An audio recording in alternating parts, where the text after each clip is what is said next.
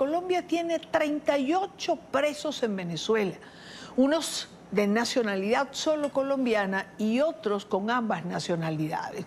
España también tiene un alto número de presos, pero Colombia hemos tenido aquí a los familiares de esos presos políticos, o mejor dicho, de esos presos. No los metamos en el renglón de políticos.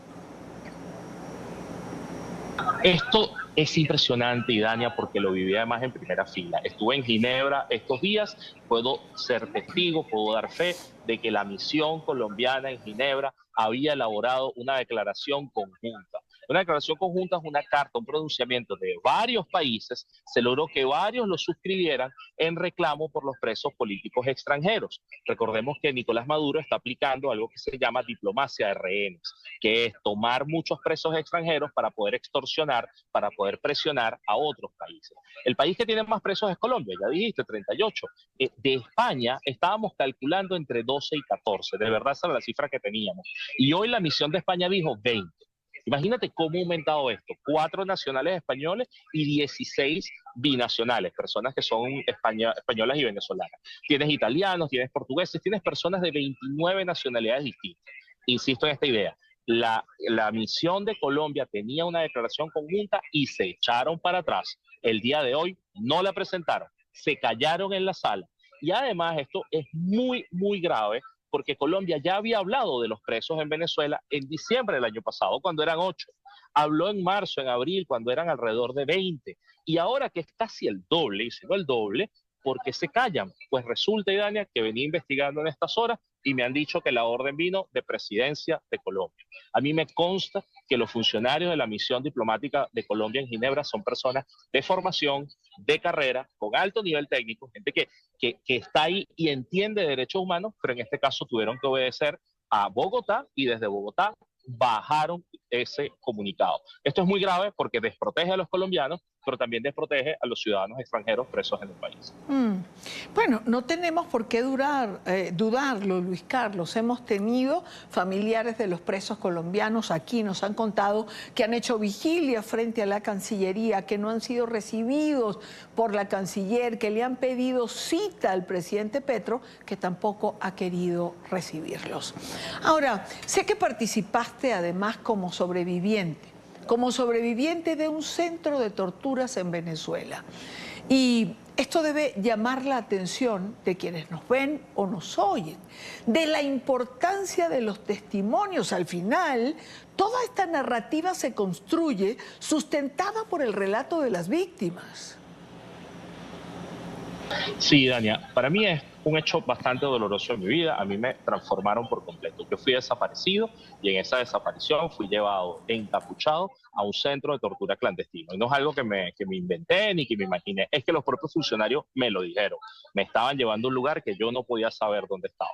Y el propio director del CEBI en ese momento lo llamó una casa segura. Imagínate la hipocresía que es llamar los centros de tortura clandestinos casas seguras. Ese es el término que usa el CEBI. ¿Qué es lo terrible de esto? Que en los informes de la misión, yo aparecí en el del 2021, en el 22 y en el 23. Y en el primero, en el año 2020, ellos detectaron al menos 12 casas de tortura distintos, 12. Unas del SEBIN, unas del DGCIN. Con el paso de los años, algunas las convirtieron ya en cuarteles, en comandancias, ya son lugares formales. Imagínate lo desfachatado que es el gobierno venezolano. Pero en mi caso, el centro de tortura donde yo estuve no ha sido encontrado todavía. ¿Y sabes qué es lo terrible, Dania? Que a mí me han reportado presos de esta etapa postelectoral, que fueron llevados a un lugar que se parece mucho al centro donde yo estuve.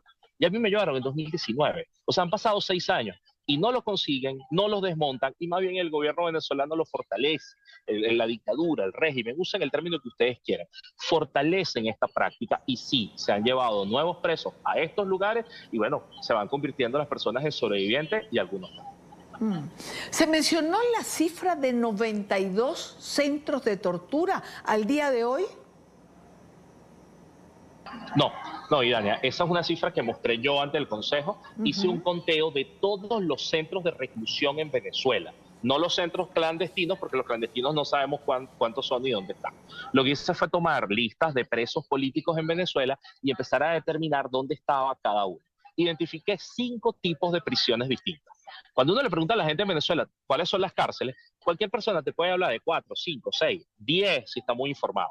Pero yo las dividí en 5 categorías. La primera son las cárceles comunes, Tocorón, Tocuyito. La segunda son las prisiones, que no son prisiones, sino centros de los cuerpos de inteligencia, es decir, las que dependen del SEBIN y del DGCIM. No son cárceles regulares, no están en el sistema carcelario y ahí tienen gente presa también.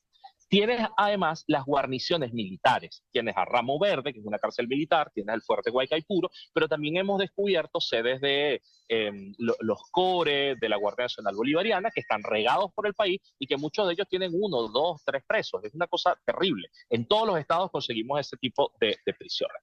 Conseguimos el cuarto tipo, que son los centros no regulares.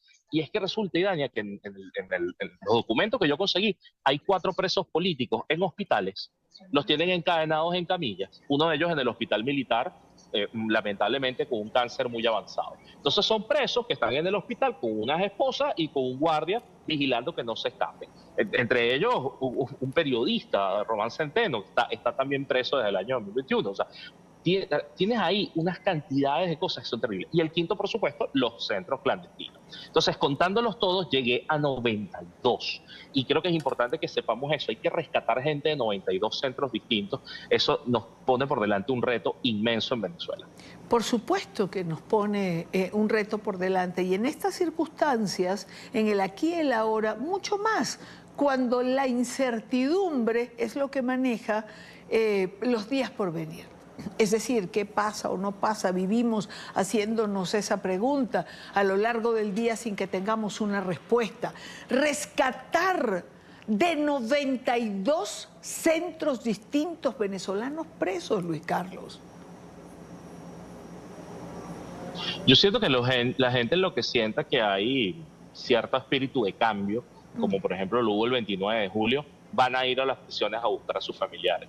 Y creo que por un lado no nos van a alcanzar las lágrimas y por el otro lado tenemos que estar preparados también con cámaras fotográficas, con videos, con teléfonos para poder grabar todos esos momentos. El foco puede estar puesto en el Helicoide, por supuesto, que es como la rotunda del chavismo, ¿okay? Que es un centro ícono. El foco puede estar puesto en Tocorón, en Tocuyito, esas máquinas de horrores, en Rodeo 1, que es un centro de tortura gigante.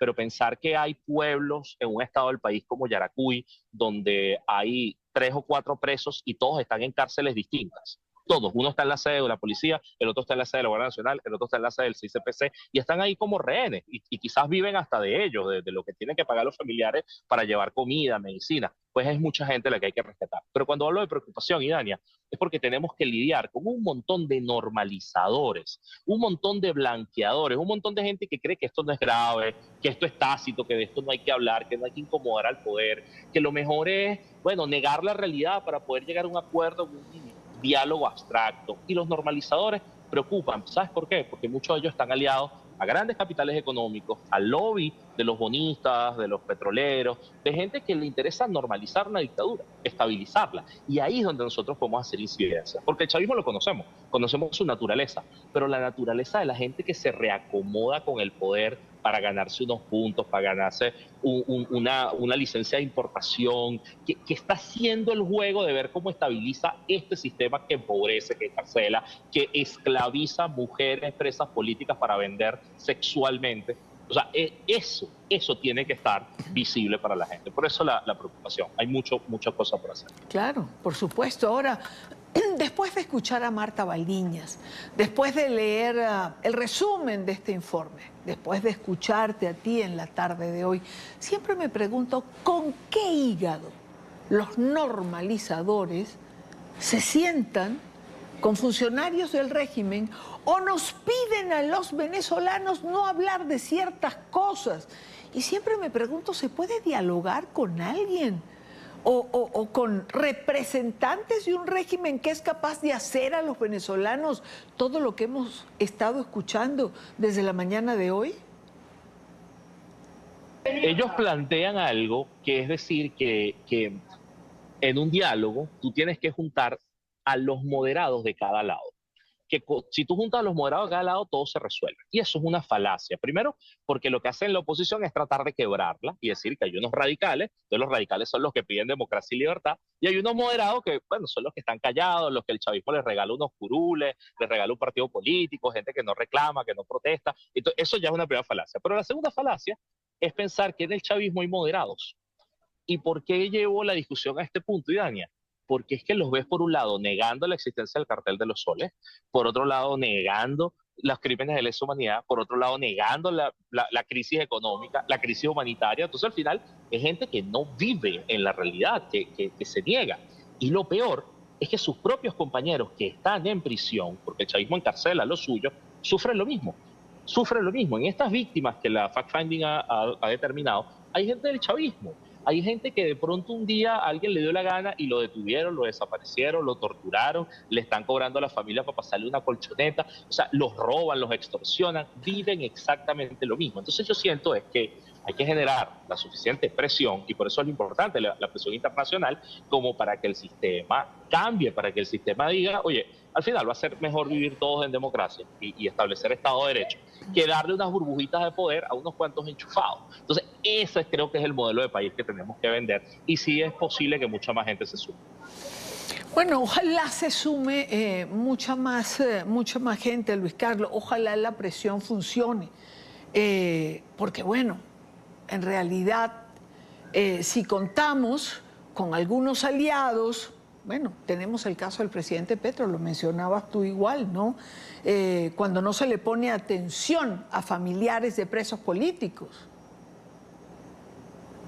Sabes, Idania, que jamás tiene 48 rehenes, 20 de ellos siguen con vida, 28 lamentablemente han fallecido, y el chavismo tiene más de 89 rehenes extranjeros, y no se arma un escándalo internacional. Yo creo que hay cosas por las que tenemos que reclamar mucho más.